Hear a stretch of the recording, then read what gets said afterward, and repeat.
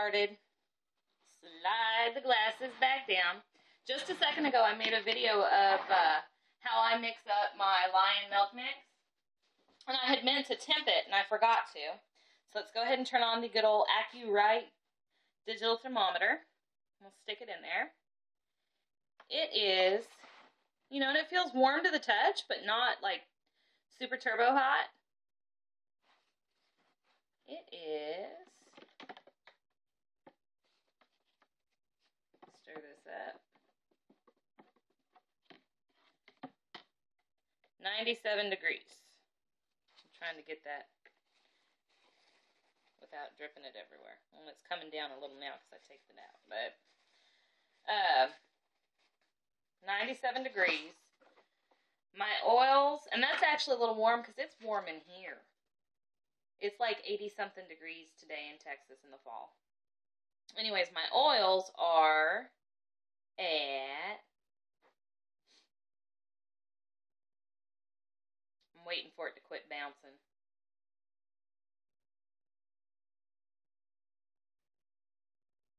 $102. So, easily within about 10 degrees of each other, which is kind of where you want things. And ready to go. Another thing I always recommend is to strain your milk to help avoid any wonky spots or chunks, because you will see there are chunks that come out of it. I think more than anything because it was frozen. I don't think it's because, you know, milk and lye, blah, blah, blah, yada, yada. But when you freeze goat milk, since it is only somewhat naturally homogenized and not truly homogenized, unless you're buying store-bought milk, in which case I don't really know, it gets chunky, gets gritty and grainy. And there's a couple things you can do to kind of help with that. Like put baking soda in your milk, stuff like that. But if you're going to soap with it, I highly suggest you skip that. I've never done that. I've never soaped with milk that I froze with baking soda in it. I can't tell you how it would affect things. I'm going to imagine somewhat negatively. But, yeah. So you do lose a little bit of that butter fat from the milk, but not much.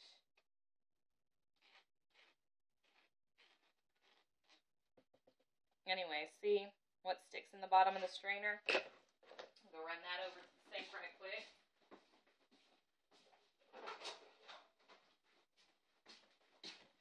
The soap sink is already full of dirty dishes. Yay. So, stick blender in, tap out the bubbles, couple quick pulses.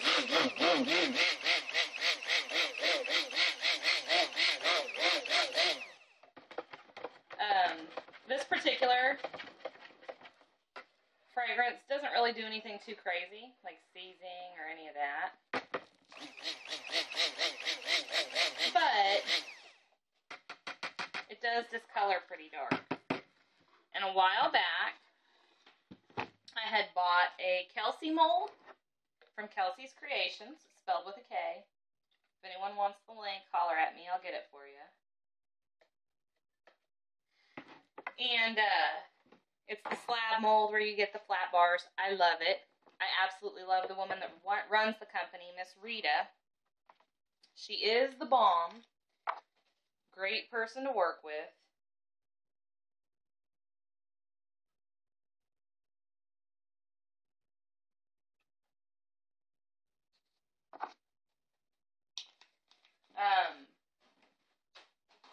I'm full of ums today.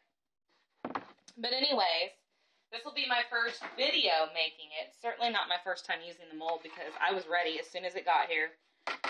I love it. This one, I wish you guys could see. Oh.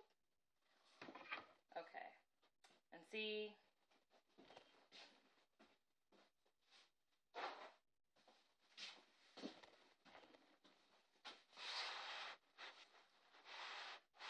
Somewhere I have something I can wipe that into.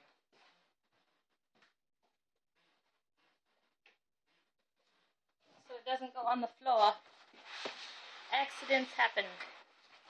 Okay, so y'all are just going to have to imagine this one. It's a good thing it's already emulsified. That's really not as bad as it looks.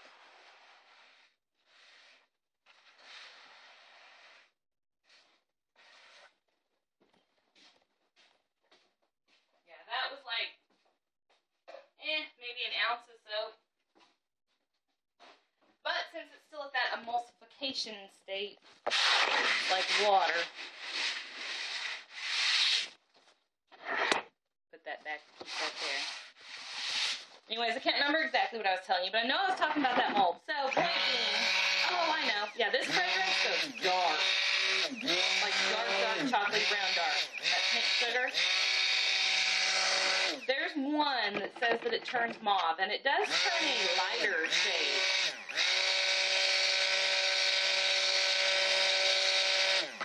However, it's still not... Oh, it smells so good, though.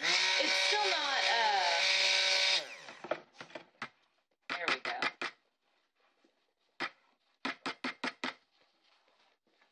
One of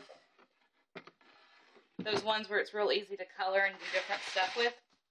And I do a lot of stuff with vanilla in it, where it gives you that brown underneath.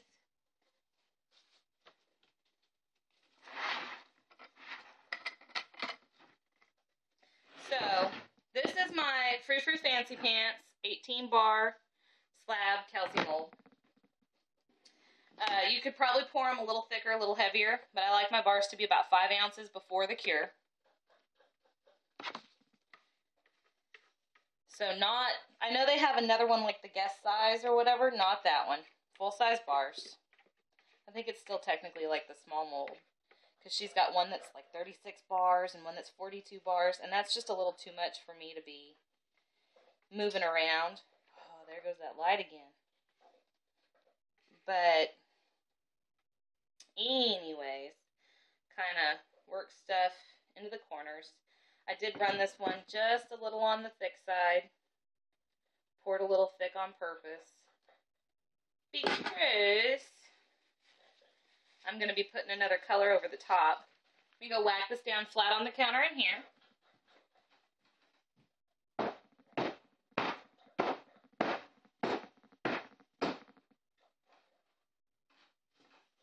Okay. So that's nice and level. We will take the part that I did not color, and I have pre-mixed a little bit of super pearly white and, oh, there goes that light again.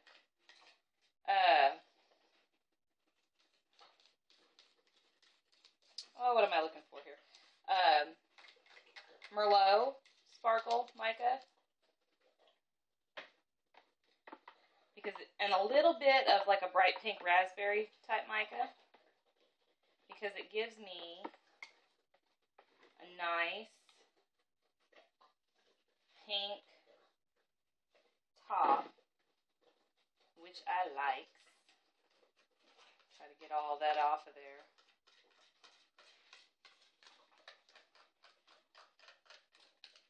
This is just an old, it was a lid to a coconut oil, the Luana coconut oil from Walmart that I had bought one time that I still had around. But anyways, you can see how those micas disperse pretty easy, and then we've got like a pale pink left. You know, not much stick blending needed.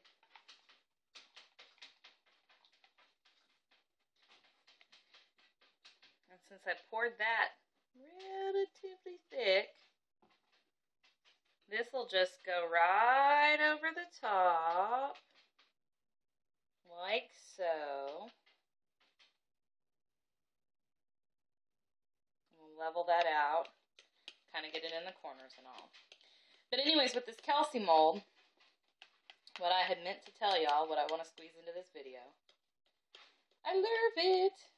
I need like 5 more. I see eventually quite a good portion of my soaps going this way. It's so fun and easy. It is made out of that, you know, frou-frou HDPE plastic and whatnot. And go whack this in here again.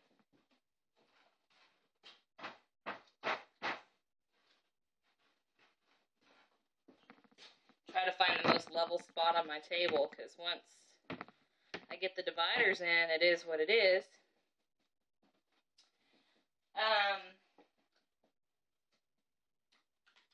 And then it's time for the stuff for the top, for the mica swirl.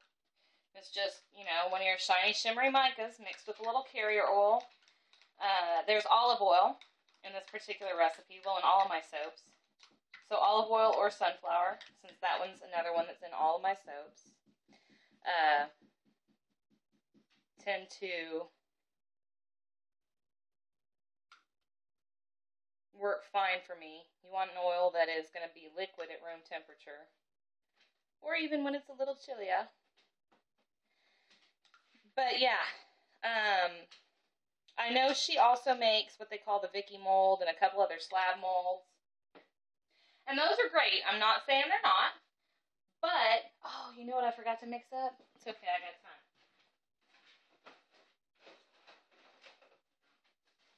But with those, since they're like a log mold, loaf mold setup,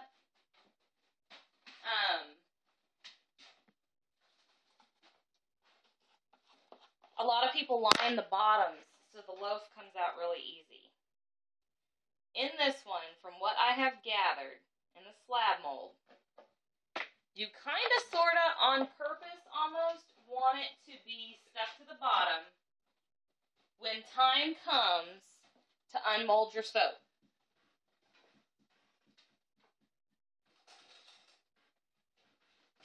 And I hope to do a video of unmolding this one.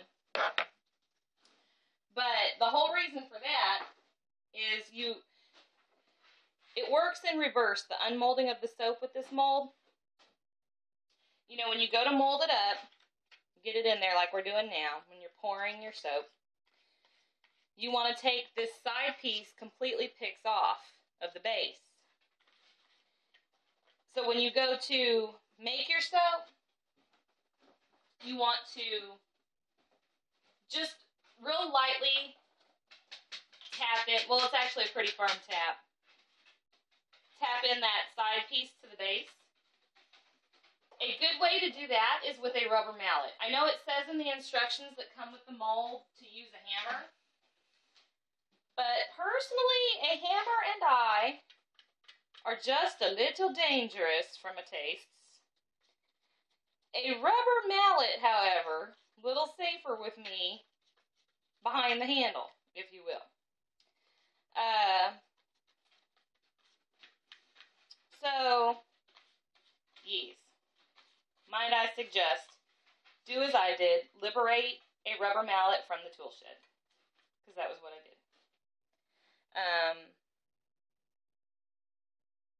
Get a little of this pearly white mica on there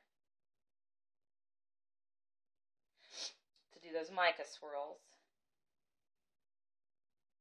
But then after I get this all poured and molded, I will take the sides and place the sides in. And then I'll cover it, put it to bed, let it rest for 24 hours.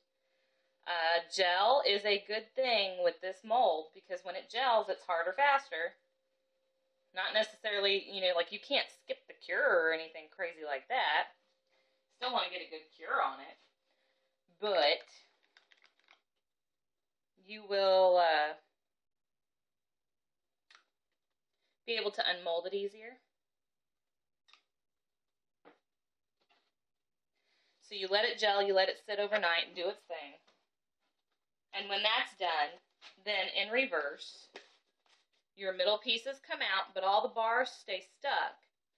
Then the sides come off, that's one piece, and the bars hopefully still stay stuck. Some stay stuck to the sides and you've got to slide them off. I usually put mineral oil just on these four sides that make the edges. Nowhere else. Just there. To kind of ensure when I go to lift it off that, you know, they stick to the bottom and not to the sides. And then what I do is I take the short pieces, I take one and put it back in and slide them off. Hopefully, with any luck, y'all will get a chance to see that in action tomorrow, or depending on how busy I get, the next day, when I unmold this one.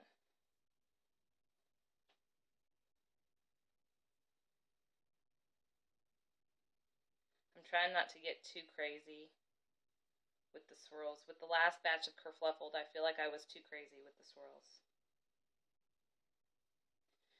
So, now, we've got our soap all in the Kelsei mold. There's little slots down the side. I don't know, probably a little hard to see in this video.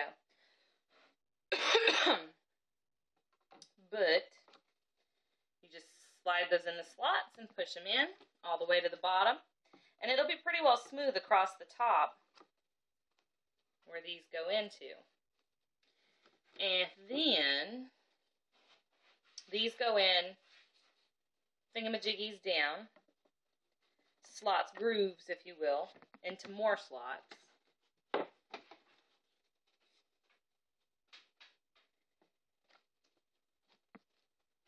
Just like that. Well, bam.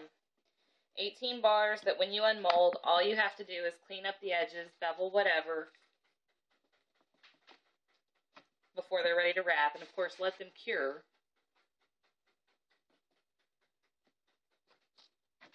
But that's it. 18 bars. Done. No cutting. And especially, there goes that light again, with your vanilla fragrances, things that can contain the vanillin, you can do a real pretty colorful top and get more pop and more color because you have more top than in the loaf mold. They're pricey, I'm not going to lie, but they're worth it. So, hopefully, I don't know if y'all will be able to see that. But yeah, that's it. And I shall return with the unmolding tomorrow or the next day.